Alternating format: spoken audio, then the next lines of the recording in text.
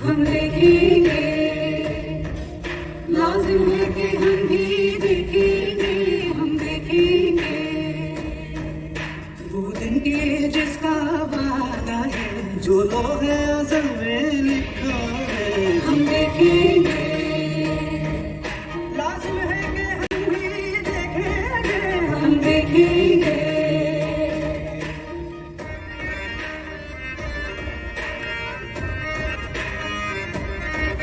बस नाम रहेगा अल्लाह का,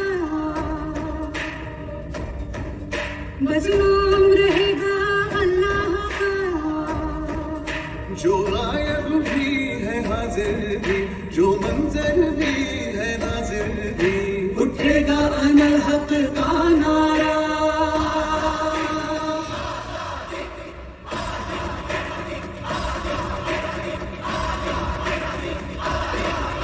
उठेगा अनल हक का नारा, जो मैं भी हूँ और तुम भी हो, और राज करेगी खल्के खुदा, जो मैं भी हूँ और तुम भी हो। हम देखेंगे,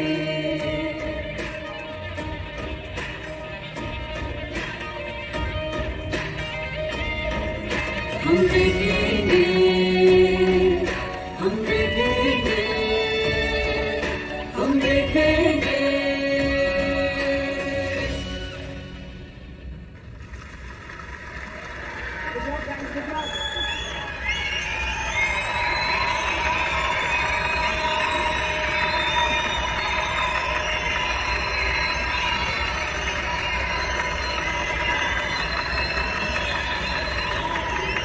My young friends of India, Kashmir में इंटरनेट बंद है। बच्चों को जेल में डाला जा रहा है। Kashmir is under attack. अब हम देखेंगे कि किस तरह वहां पर माइनॉरिटीज को परसिक्यूट किया जा रहा है, कॉन्स्टिट्यूशन का मर्डर हो रहा है। और ये सरकार है जो कह रही है सब चंगा सी, पर ये झूठ अब और नहीं चलेगा। अब हम देखेंगे, आज की रात ही देखेंगे कश्मीर की सच्ची कहानी, और वो सच कि जिसका वादा है वो हमें दिखाने जा रहे हैं वो। So let's give it up for our presidential candidate Krishna पंडित।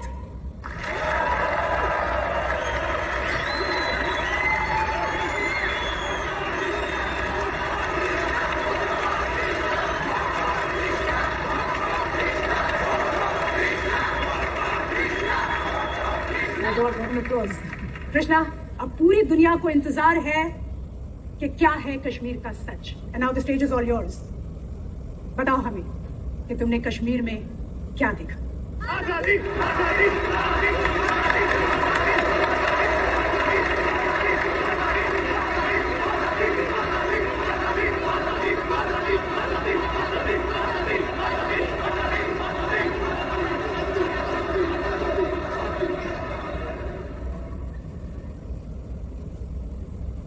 मैंने देखा एक खुला आसमान। इस आसमान के नीचे हिमालय के खूबसूरत पर्वतों से घिरी एक जन्नत है, और इस जन्नत में एक ऋषि आते हैं और वहां के एक पर्वत पर बैठकर सालों तपस्या करते हैं। तपस्या यानी रिसर्च।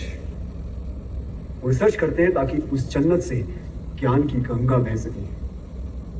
उन ऋषि का नाम था ऋषि कश्यप, और उन्हीं के नाम पर इस जन्नत का नाम रखा गया Kashmir. Good opening, very impressive. फिर मैंने देखा शंकराचार्य केरला से पैदल चलते हुए कश्मीर पहुंचे। केरला से कश्मीर, जी, उनके पास कोई पुष्पक विमान नहीं था, सो ही लिटरली वॉक्ड।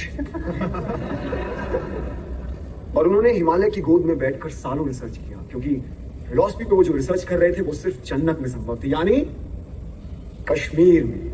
जैसे हमारे यहाँ से best researchers, scientist, students higher education के लिए फॉरेन जाते हैं, उसी तरीके से भारत के कोने कोने से best of the minds Kashmir पहुंचे और अपने अपने स्पेशलाइजेशंस के पंडित बन गए। पंडित लाइक का पीएचडी। मैंने देखा अभिनव गुप्त और उत्पल देव फिलॉसफी पर रिसर्च कर रहे हैं, लोगाक्षी एस्ट्रोनॉमी पर, He was the first astronomer in the world.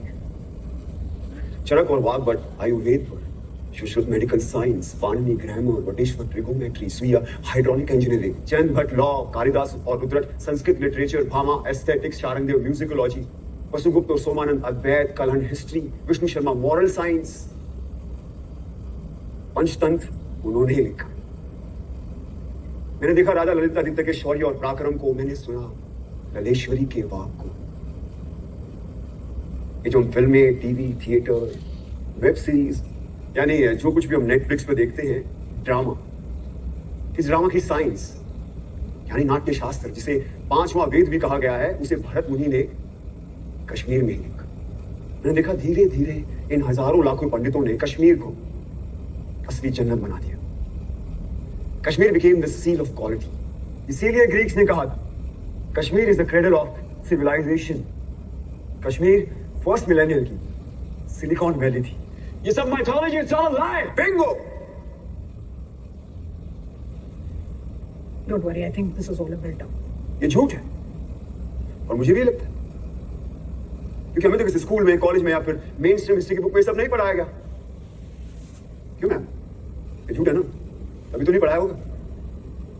लेकिन अगर ये झूठ है तो फिर बुद्धिस्ट कश्मीर क्यों है? नाग सिंह और रवि गुप्त क्यों है? वो इसलिए आए क्योंकि Kashmir was the centre of knowledge. ये इन्फो वॉर, नॉलेज का वॉर आज का नहीं है, सदियों से चला आ रहा है। अगर ये झूठ होता तो 1300 में इस्लामिक टायरेंट्स कभी भी कश्मीर में इन्वेड नहीं करते। उन्होंने इसलिए इन्वेड किया क्योंकि उनको पता था कि Kashmir was the world centre of knowledge, और जिसका नॉलेज पे कब्जा वो पूरे वर्ल्ड पे रूल कर सकता था। लेकिन एक प्रॉब्लम था, आप जमीन पे कब्जा कर सकते हो, लेकिन ऐसे इवॉल्व पंडितों की, आई मीन स्कॉलर्स के फ्री माइंड पे कैसे कब्जा करोगे? तो फिर शुरू हुआ एक नया सिलसिला। तलवारों और बंदूकों के जोर पर इन पंडितों को कन्वर्ट करने के लिए भेजे गए इन टायरेंट्स के सोल्जर्स, जो उन्हें जबरदस्ती कन्वर्ट करने लगे, और जो नहीं मानता था उन्हें पैर के तले रौंद दिया जाता था। और ये लोग वो थे जो खुद परसिक्यूट होकर कश्मीर आए थे और कश्मीरियों ने इन्हें पनाह दी थी। What kind of rubbish is this? ये रबिश नहीं, बल्कि एग्जैक्ट डिस्क्रिप्शन है शमसुद्दीन मोहम्मद इराकी की बायोग्राफी तोहफतुल अहबाब में। जानते हो इराकी कौन था? हाँ? नहीं? इंडिया की टॉप मोस्ट यूनिवर्सिटी में पढ़ रहे हो, लेकिन इराकी के बारे में नहीं पता। कैसे पता होगा? इसने पढ़ा है। हम सब हिटलर के बारे में जरूर जानते हैं। इराकी हिटलर से कई हजार गुना ऊपर एक इस्लामिक टायरेंट था, जिसका मकसद था सिर्फ और सिर्फ काफिरों के मंदिरों और बुतों को नष्ट करना, उनके ट्रेडिशन, रिचुअल्स को नस्ते नाबूद कर देना, पंडितों की इनोवेशंस को खत्म कर देना। मुझे अभी भी किसी ने बोला, मान लो नाज़ीज़ हर रोज 1000 जूस को मारते, तो मैंने तो नहीं सुना कभी कश्मीर में ऐसा कुछ हुआ हो। तो अब सुनो, इराकी और उसके पीएम मूसा रैना के कहने पर हर रोज 1500 से लेकर 2000 काफिरों को पकड़ कर लाया जाता, उनके जनेऊ काटे जाते, उनसे कलमा पढ़वाया जाता, उनका खतना यानी सर्कमस्टेशन कराया जाता, और उनके मुंह में जबरदस्ती बीफ डाला जाता। और ये काम करते थे उनके सैनिक, जिन्हें हम सूफी और दरवेश के नाम से जानते हैं।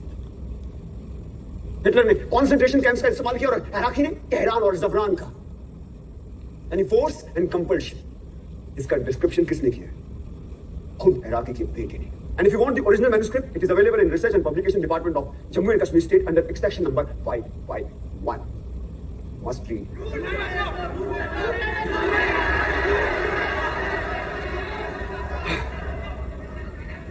कश्मीर का सच इतना सच है कि हमें हमेशा झूठी लगता है। इस इंडिपेंडेंट इंडिया में, इस डेमोक्रेटिक इंडिया में, इस सेक्युलर इंडिया में उन्हें एक बार फिर तलवारों और बंदूकों के जोर पर मार काट के निकाला गया। गलत चले, गलत चले।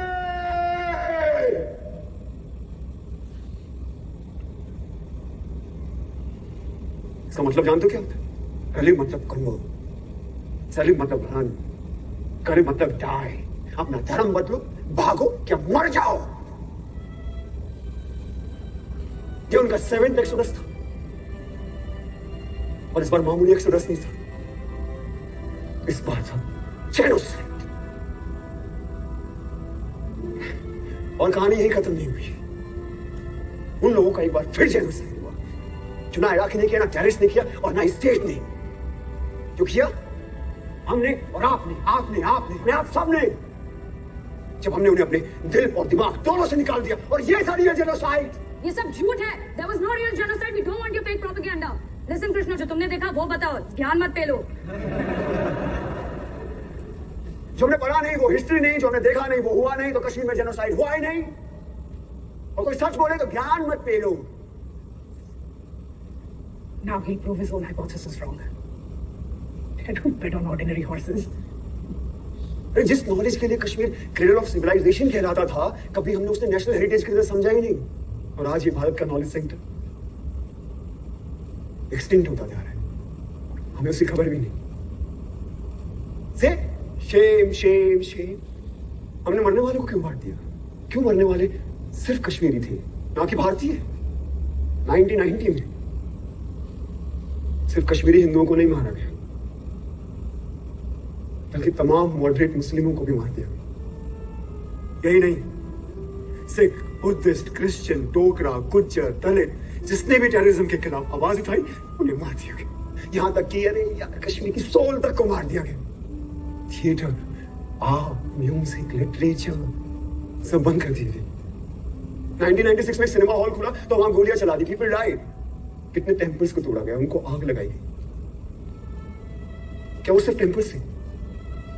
क्या वो सिर्फ बुतों का घर थे? क्या वो भारत का फाइनेस्ट आर्किटेक्चर नहीं थे? क्या वो भारत के महान इतिहास का प्रतीक नहीं थे? क्या वो भारत का स्पिरिचुअल सेंटर नहीं थे?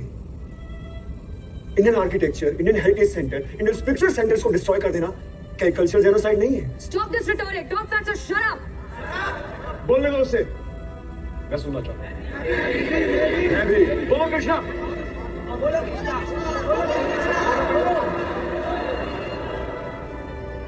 बिट्टा ने ओपनली टीवी इंटरव्यू में एक्सेप्ट किया कि उसने 20 मासूम लोगों को मार डाला। अरे जिसने दिन दहाड़े एयरफोर्स ऑफिसर्स को मार डाला उसे इंडिया के टॉप पोस्ट ऑफिस में इनवाइट किया जाता है। क्या ये एडमिनिस्ट्रेटिव जेनोसाइड नहीं है? हाँ, जब ये फंक्शन खत्म होगा तो आप लोग कहां जाएंगे? आपके घर। और हमें हमारे घर जाने से किसका बाप नहीं रोक सकता। लेकिन क्या कश्मीरी पंडितों को वापस अपने घर कश्मीर जाने का मौका मिलेगा? Is this justice?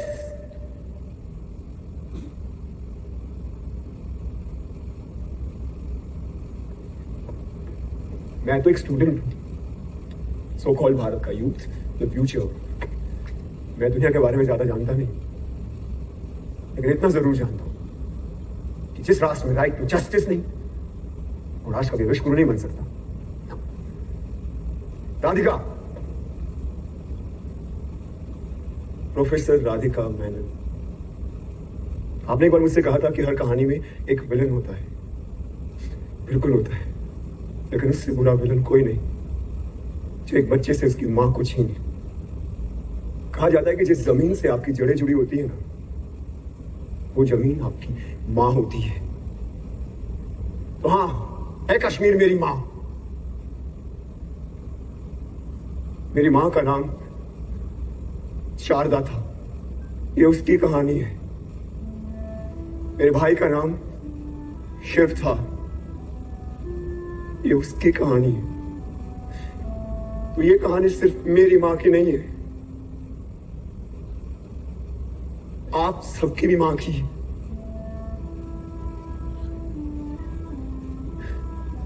तो आइए हम वो देखते हैं जो मैंने आज से पहले कभी नहीं देखा, और आप खुद तय करें कि कौन है गुनहगार, किसे मिलनी चाहिए सजा। और अंत में अपने दिल पर हाथ रखकर तय करें कि आप कैसे करेंगे इसका प्रायश्चित, और क्या है आपका ह्यूमैनिज्म।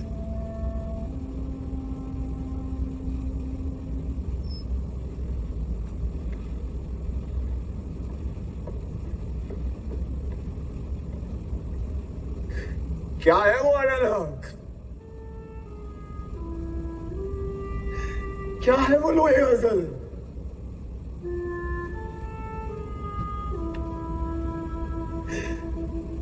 इस दिन का वादा था,